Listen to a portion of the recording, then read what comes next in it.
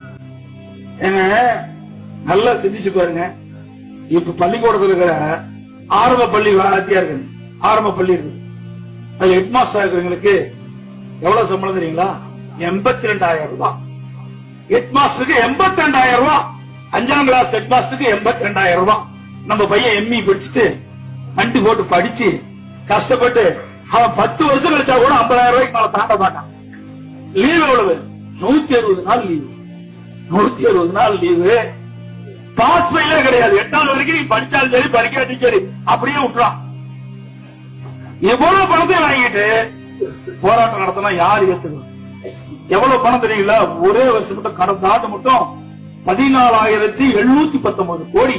இவர்களுக்கு சம்பள உயரம் மட்டும் 14,719 கோடி. நம்ம தான் அரசு ஊழியர்களுக்கு மட்டும் சம்பள உயர்வு 7வது நிதிக்குழு பரிந்துரையின்படி நம்முடைய அரசு இவ்வளவு பணத்தை கொடுக்கும். இவ்வளவு பணத்தை வாங்கிட்டு போராட்டம் நடத்தின எந்த விதத்துல சரியா? கடுமையான ஒரு 30,000 வாங்குறேன், 60,000 வாங்கலாம். எங்க பிஎல்லாம் 60,000 வாங்கிட்டு 1,10,000 வாங்குறேன். எங்க கிரிதரன் சொன்னாரு, எங்க ஐயா எனக்கு 1,10,000 வருதுங்க, நான் நினைச்சே பாக்கலிக்கிறேன், 40,000 ரூபாய் அதிகம். இன்னும் என்னங்க கொடுக்கறது? எல்லா பணத்தையும் இழுக்க கொடுத்துட்டா மக்களுக்கு எப்படி என்ன செய்ய முடியும்?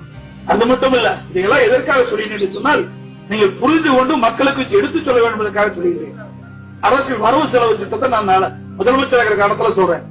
100 ரூபாய் இன்றைக்கு 100 ரூபாய் வருதுன்னு சொன்னா மத்திய அரசாங்கத்திலிருந்து நமக்கு 33% கொடுக்குறாங்க.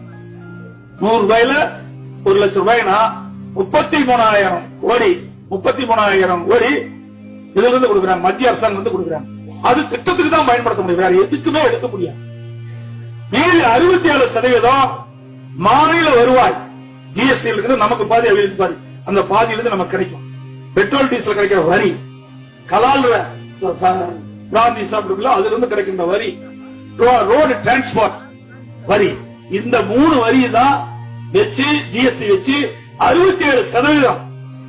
அந்த 67% மாநில அரசுக்கு பெறப்பட்ட அந்த 67% தான் இவங்களுக்கு சம்பளம் கொடுக்குறேங்க.